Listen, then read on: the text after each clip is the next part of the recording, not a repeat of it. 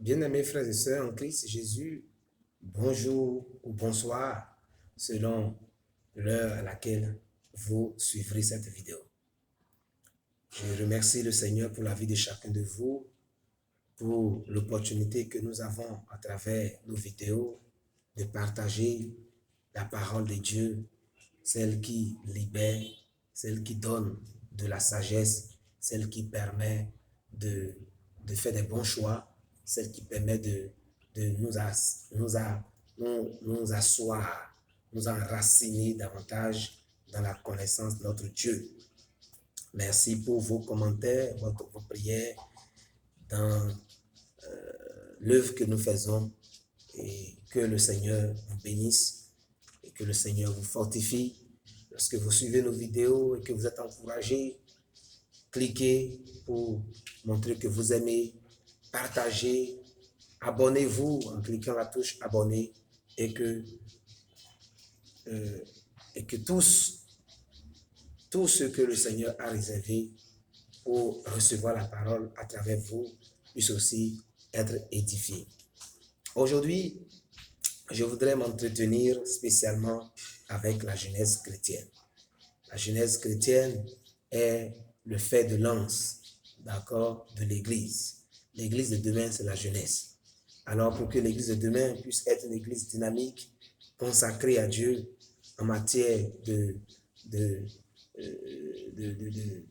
comment dire, que l'Église soit vraiment enracinée et consacrée à Dieu, il faut qu'elle soit proche du Seigneur.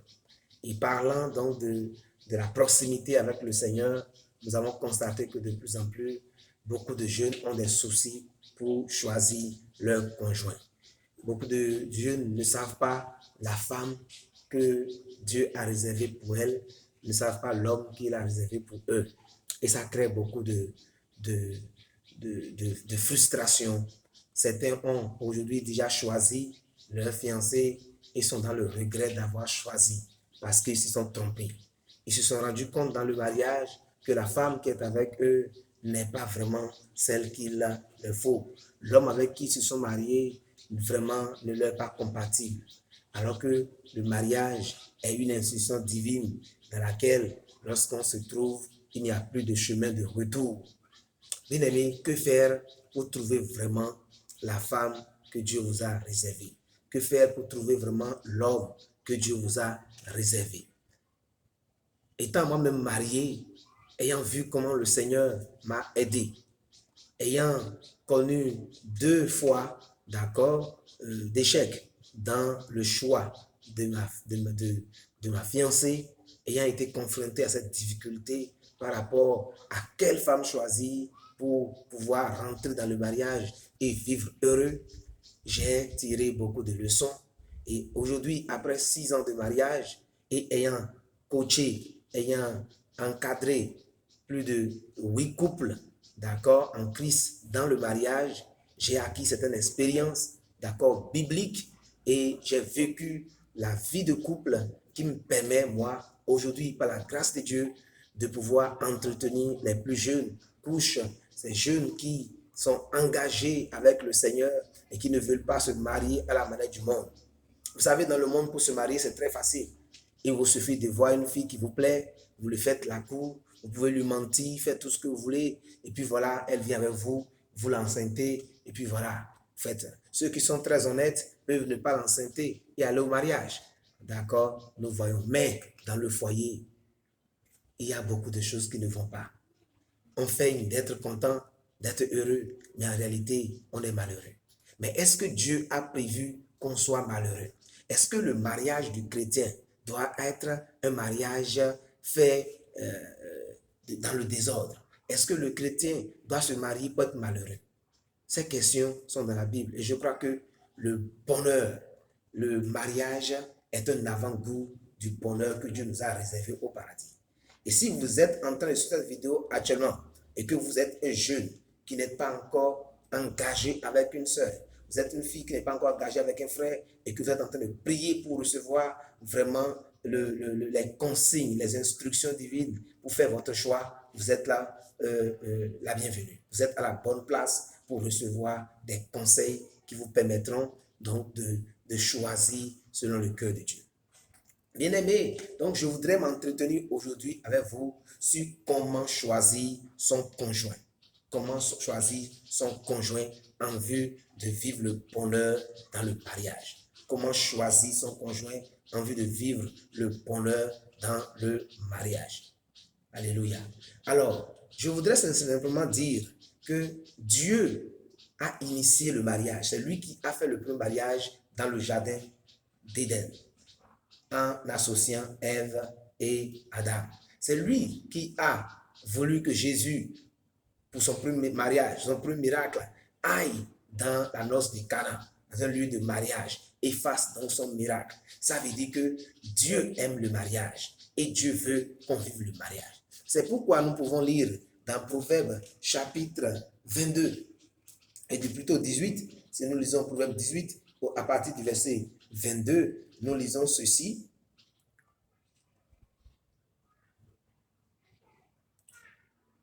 Celui qui trouve une femme a trouvé le bonheur. C'est une faveur qu'il a reçue de l'Éternel. Ça, c'est Louis II, 21. Celui qui trouve une femme a trouvé le bonheur, c'est une faveur qu'il a reçue de l'Éternel. Bien-aimé, quand vous trouvez la femme de votre cœur, quand la femme trouve l'homme qu'elle est appelée à accompagner sur la terre, dans ce projet qui est le mariage de Dieu, c'est que l'homme a trouvé le bonheur. Et c'est pareil pour la femme. Est-ce que vous voyez, quand vous vous mariez avec la bonne personne, vous ne pouvez pas ne pas vivre le bonheur. C'est un projet, c'est une grâce. C'est Dieu qui permet à l'homme de trouver la femme qu'il lui faut. Alléluia. Et pour qu'un homme trouve la femme qu'il lui faut, qu'il trouve cette faveur de la part de Dieu, il faut que cet homme-là, donc, soit inspiré par Dieu pour faire le choix. Il faut qu'il soit inspiré par Dieu pour faire le choix. Donc, la première chose, quand vous voulez choisir votre conjoint pour vous marier, vous devez faire savoir à Dieu votre désir de vous marier. En tant qu'enfant de Dieu, si vous avez connu le Christ, vous êtes né d'eau et d'esprit, et vous avez la conviction que le Saint-Esprit donne à ceux qui sont nés de Dieu, alors vous, quand vous voulez vous marier, Philippiens 4, verset 6 nous dit, faites savoir à Dieu vos besoins par des prières, des supplications. Donc, la première étape, c'est d'abord d'aller devant Dieu dans la prière. Dis, Seigneur, je veux que tu me donnes un fiancé. Seigneur, je veux que tu me donnes une fiancée. Alléluia. Alors, quand vous priez comme ça à Dieu, la Bible dit quoi? Quand vous demandez une chose, croyez que vous l'avez reçue et vous le verrez s'accomplir. Marc chapitre 11, au verset 24. Si vous demandez une chose en priant, croyez que vous l'avez reçue et vous le verrez s'accomplir. Dès lors que tu as commencé par demander au Seigneur, Seigneur, je veux une fiancée. Seigneur, je veux un fiancé. Croyez que Dieu va répondre.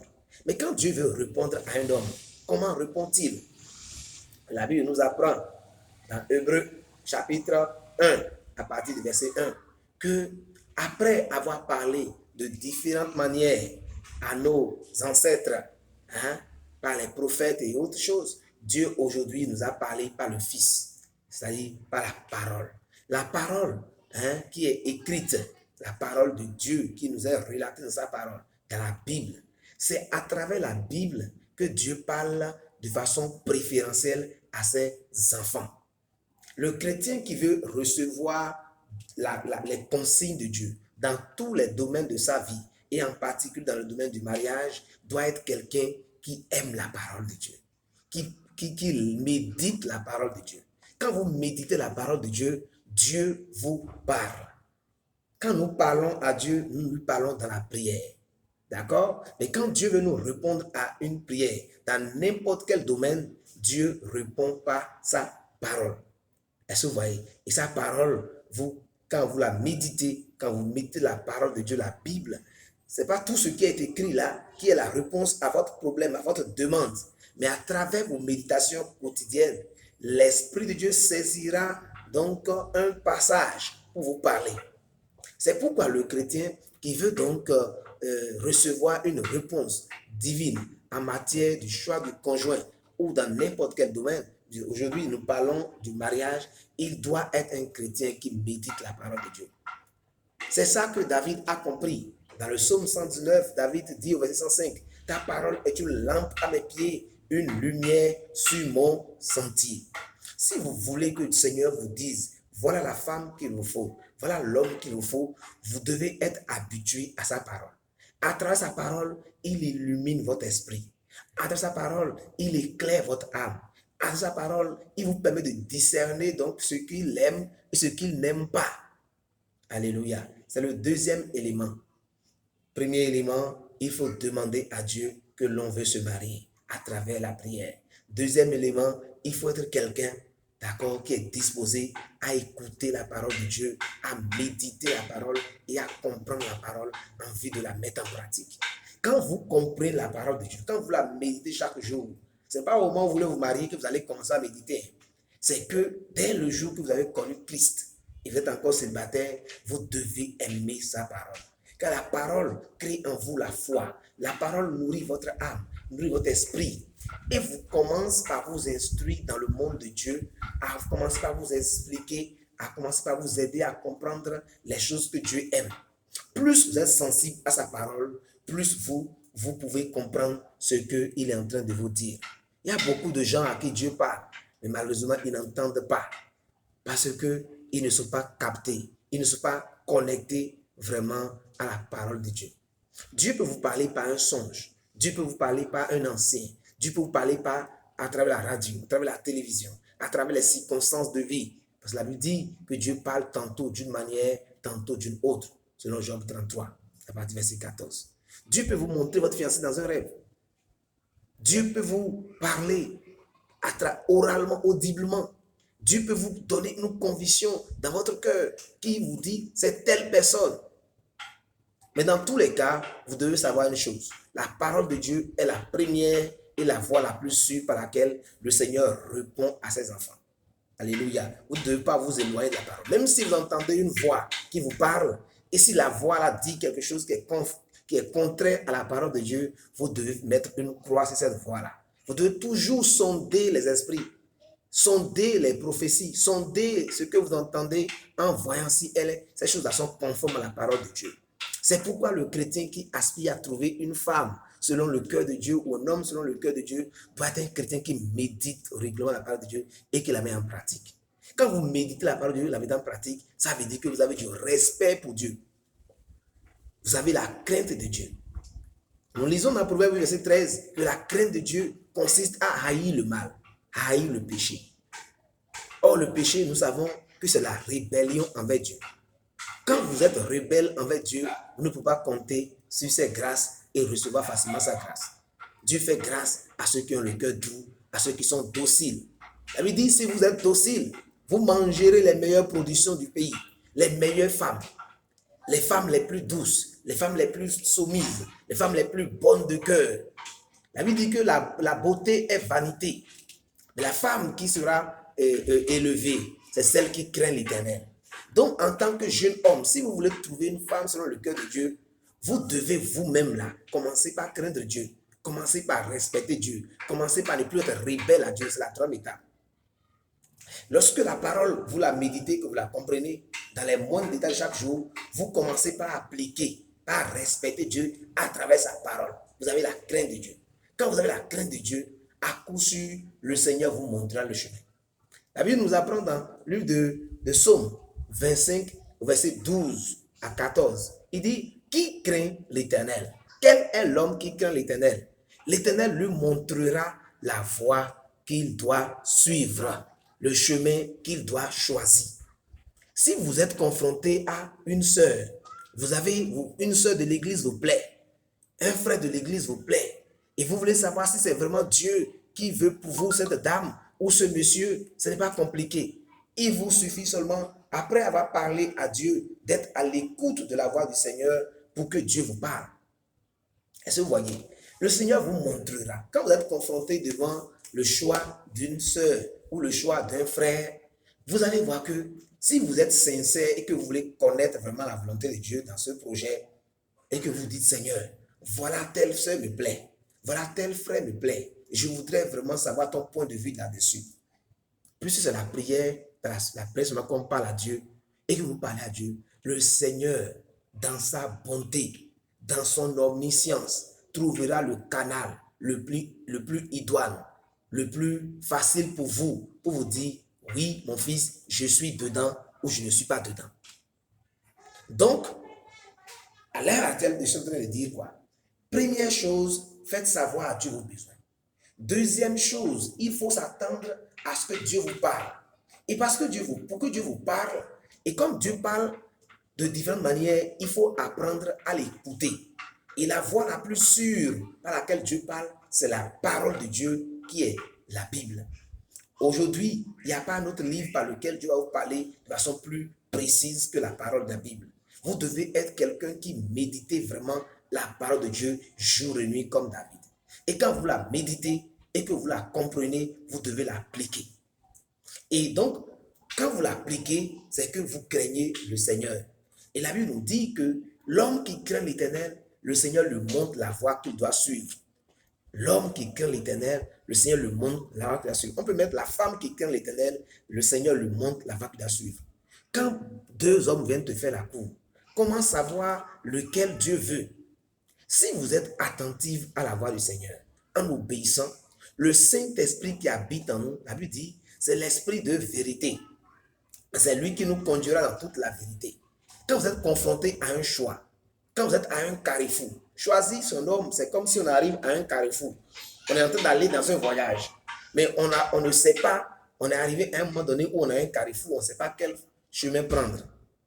L'Esprit de Dieu étant dans la vie de chaque croyant, surtout le croyant qui honore le Seigneur en lui obéissant quotidiennement, le Saint-Esprit parlera dans votre cœur, il vous répondra d'une manière ou d'une autre pour vous dire, prenez par la gauche, ou bien prenez par la droite, ou bien prenez au milieu, ou bien retournez-vous.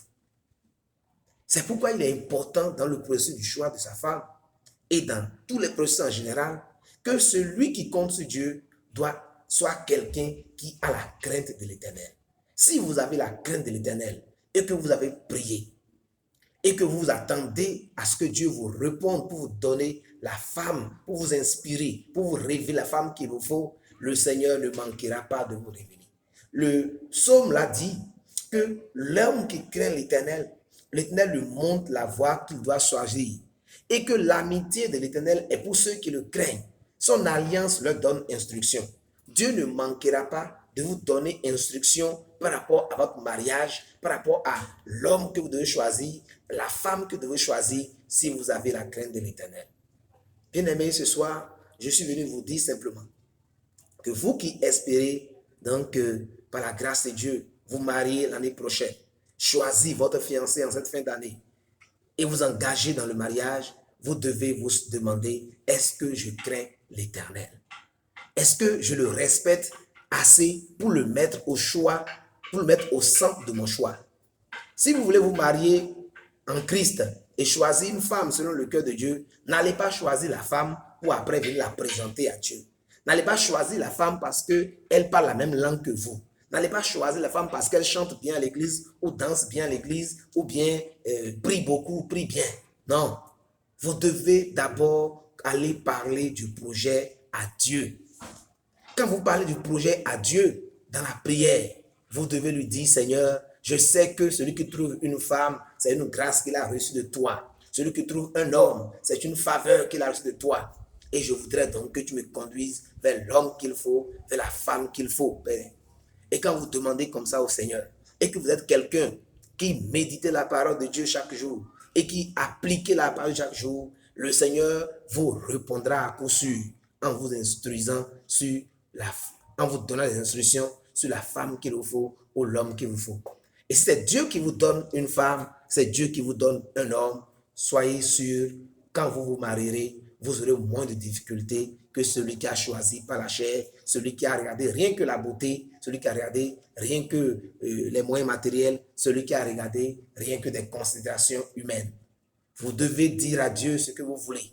Seigneur, je veux telle femme, je veux tel homme, je veux telle chose. Dieu n'est pas contre que vous lui dites que vous voulez un homme grand de taille, un homme qui est court, un homme qui est grand, un homme qui est fort, un homme qui est intellectuel. Dieu n'est pas contre ça. Mais vos motivations ne doivent pas être des motivations orgueilleuses. Ne doivent pas être de l'orgueil. Votre motivation doit être vraiment pour que votre cœur soit à l'aise. Je vais finir en nous rappelant ceci, le psaume chapitre 37, le verset 4 à 5 qui dit « Fais de l'Éternel tes délices, il te donnera ce que ton cœur désire. Recommande ton sort en l'Éternel, mets en lui ta confiance et c'est lui qui agira. » Si vous craignez l'Éternel, si vous faites de Dieu le centre de votre espérance, votre plaisir est de lui plaire chaque jour, Dieu ne manquera pas de vous éclairer, de vous montrer la femme qu'il vous faut, l'homme qu'il vous faut. Et quand vous allez trouver cet homme qu'il vous faut, vous rentrerez dans le bonheur. Là, le mariage, selon le cœur de Dieu, c'est un bonheur. Et nous qui avons dévancé, qui sommes mariés depuis bientôt 6 ans, alors nous connaissons ce bonheur-là, nous connaissons cette joie-là, et nous savons que celui qui se marie vraiment en Christ, avec l'homme qu'il faut, avec la femme qu'il faut, alors il a la garantie par la grâce de Dieu d'être heureux.